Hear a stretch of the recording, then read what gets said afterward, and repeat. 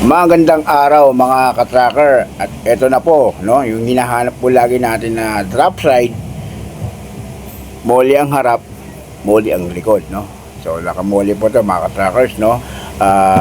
16 feet drop side, aluminum siding, 6-wheeler, 6 stud at 4JJ1 engine. Yan, twin turbo po yan mga ka-tracker. So ayan, urig molly po yan mga ka-tracker. At ito, at sisimulan na natin na gawing brand new look po yan mga ka-trackers. At ito, dalawa po, no, ay nasimulan na, no, napintura na yung ulo. So pares po yan na 16 feet na drop side. Ang isa ay aluminum siding. Yan, aluminum siding po yan. At ito ay regular siding. So 6-wheeler, 6 stud. Yan, 6 stud po yan. So yan,